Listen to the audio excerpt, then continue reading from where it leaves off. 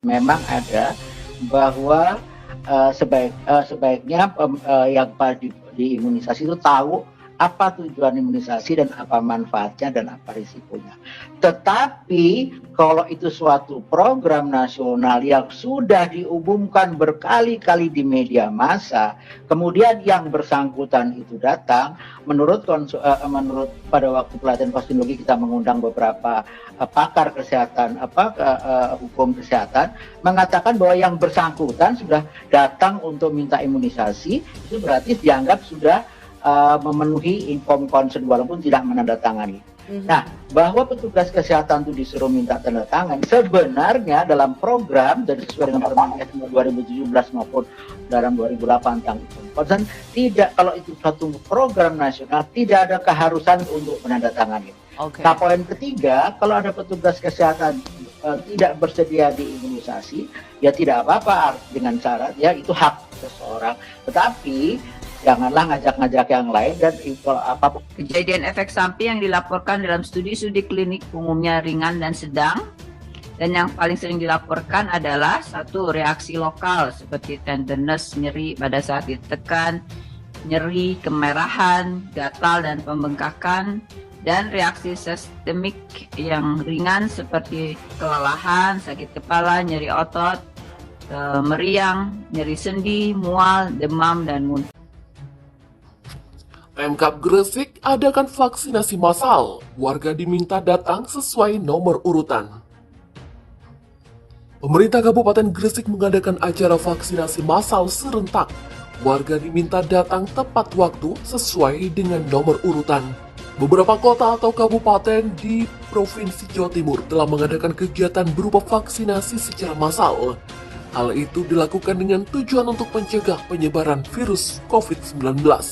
Salah satu contoh di Kabupaten Gresik, lewat postingan sosial medianya, pemerintah Kabupaten Gresik telah membuka pendaftaran vaksin gratis kepada masyarakat. Lalu, di dalam postingan itu juga tertera bahwa masyarakat yang ingin mengikuti agenda vaksin gratis diharapkan datang sesuai dengan nomor urutan masing-masing. Pemerintah Kabupaten Gresik juga berpesan kepada warga supaya tidak terburu-buru untuk datang ke lokasi vaksinasi. Mereka dihimbau untuk tetap tenang karena pendaftaran vaksinasi selalu ditutup pada pukul 13 untuk setiap harinya.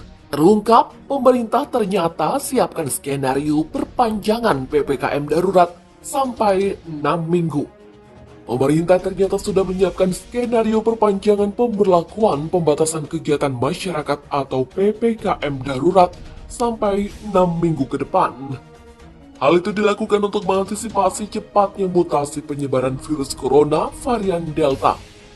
Melalui perpanjangan PPKM darurat, diharapkan mobilitas masyarakat menurun secara signifikan.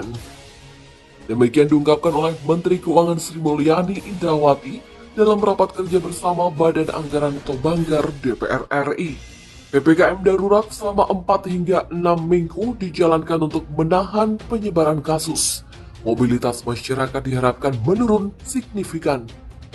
Menurut Sri Mulyani, perpanjangan PPKM darurat bakal diterapkan bila resiko pandemi COVID-19 masih tinggi. Lebih lanjut, dia memutuskan penerapan PPKM darurat sangat berimplikasi kepada pertumbuhan ekonomi.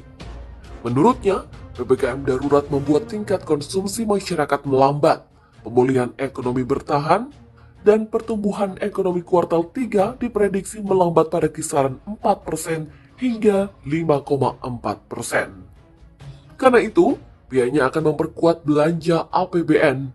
Sebelumnya, pemerintah juga sudah menambah belanja di sektor kesehatan dan perlindungan sosial dalam program PEN.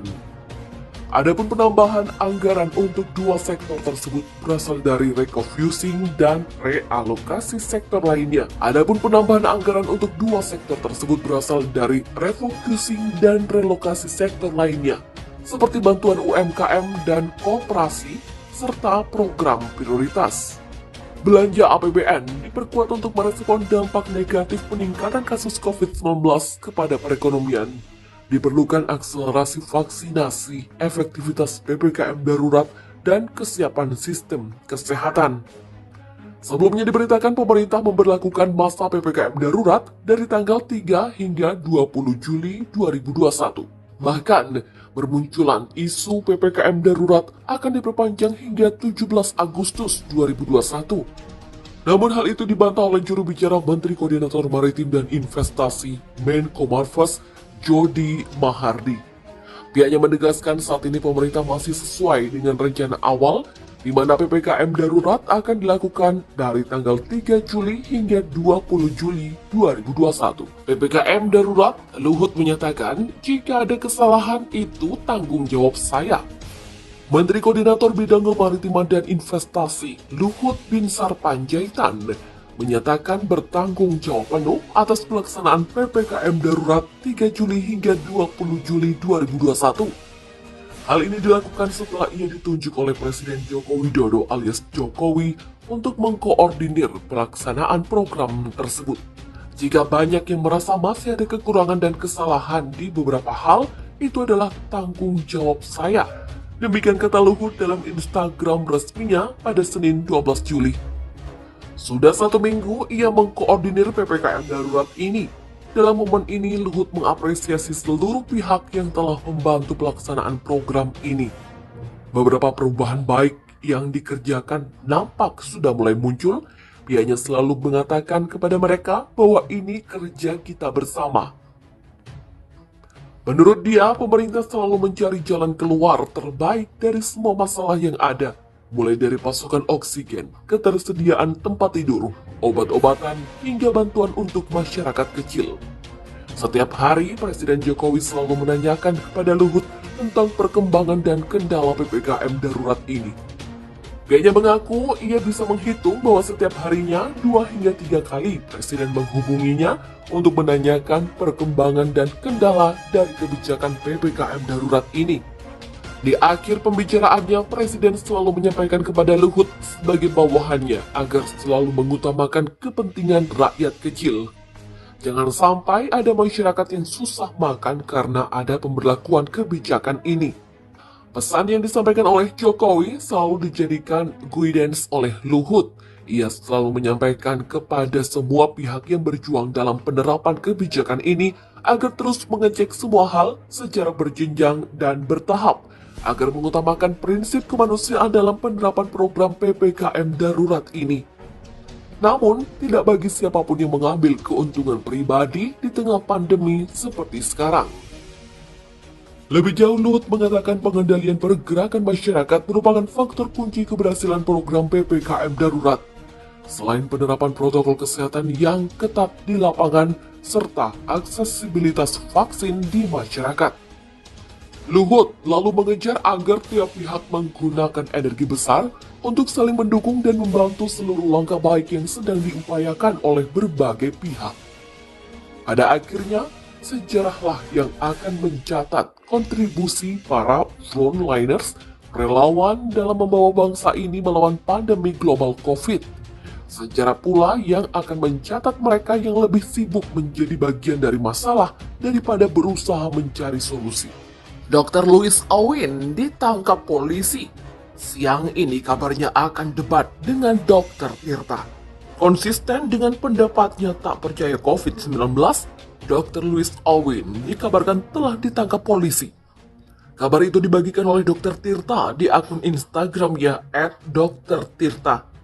Press release terkait Ibu Louis dilakukan hari Senin di Polda Metro Jaya antara jam 13 hingga pukul 16 waktu Indonesia Barat kalau cuaca mendukung. Kalau mendung, ia akan di-reschedule. Demikian tulis Dr. Tirta di akun Instagramnya. Yang bersangkutan sudah ada di Polda Metro Jaya, ia menyiarkan secara live nantinya. Demikian tambah Dr. Tirta. Kontroversi Dr. Louis yang tidak percaya COVID-19 ini berawal ketika dirinya menjadi pembicara di acara Hotman Paris Show. Di sana, ia memberikan informasi yang mencengangkan. Salah satunya terkait pasien yang dikubur dengan tata cara atau protokol kesehatan COVID-19 itu meninggal bukan karena virus, melainkan interaksi obat. Dalam video tersebut, Louis mengatakan interaksi antar obat. Kalau buka data di rumah sakit, itu pemberian obatnya lebih dari 6 macam. Demikian kata Dr. Louis saat di video. Mengenai hal ini, interaksi antar obat, Guru Besar Fakultas Farmasi UGM, Profesor Dr. Zulis Ikawati, saat dihubungi Kompas.com memberikan penjelasan. Profesor Zulis menjelaskan bahwa interaksi obat adalah adanya pengaruh suatu obat terhadap efek obat lain ketika digunakan secara bersama-sama pada seorang pasien. Terkait pernyataan Dr. Louis yang menyebut interaksi obat menjadi penyebab kematian pasien COVID-19, Profesor Zulis menekankan bahwa tidak semua interaksi obat itu berbahaya atau merugikan. Karena sifat interaksi itu bisa bersifat sinergis atau antagonis, bisa meningkatkan atau bahkan mengurangi efek obat lainnya. Profesor Zulis mengatakan interaksi obat juga ada yang menguntungkan dan ada pula yang merugikan. Jadi tidak bisa dijadikan satu dan harus dikaji secara individual. Kendati demikian, Profesor Zulis mengatakan bahwa ketika tambahan obat yang diberikan semakin banyak, maka masing-masing akan memiliki resiko efek samping obat. Lebih lanjut, Profesor Zulis mengatakan interaksi obat dapat merugikan apabila suatu obat menyebabkan obat lain tidak berefek saat digunakan bersama-sama atau memiliki efek samping yang sama. Seperti obat hidroksikloroquine yang sempat diajukan sebagai terapi pengobatan pasien COVID-19. Efek samping obat ini dapat mempengaruhi ritme jantung jika digunakan dan dikombinasikan dengan obat yang juga sama-sama memiliki efek serupa, maka itu akan merugikan. Ada pula obat yang memberi interaksi dengan meningkatkan efek dari obat lain. Itu bagus. Tetapi kalau peningkatan efeknya berlebihan, maka itu juga akan berbahaya. Pada pasien COVID-19 dengan sakit ringan, biasanya akan diberikan obat antivirus, vitamin, atau obat anti gejala. Akan tetapi, interaksi obat-obat ini bisa dihindari dengan mengatur cara penggunaan, misal diminum pagi dan sore, atau mengurangi dosis. Masing-masing interaksi obat itu ada mekanismenya sendiri-sendiri. Sementara itu, Ketua Majelis Kehormatan Etik Kedokteran atau MKEK Ikatan Dokter Indonesia, Dr. Pukofisa Prawihora. Sementara itu, Ketua Majelis Kehormatan Etik Kedokteran atau MKEK Ikatan Dokter Indonesia, Dr. Pukofisa Prawiroharjo, mengatakan sudah memanggil Dr. Louis Owin. Pihak MKEK sudah memanggil, dijadwalkan Selasa ini. Beliau sudah terima undangannya. Demikian kata Pukofisa. Perihal kabar akan debat dengan Dr. Tirta sebagai debat yang tertunda karena sempat tidak jadi beberapa waktu lalu, hingga kini belum ada informasi dari kedua belah pihak.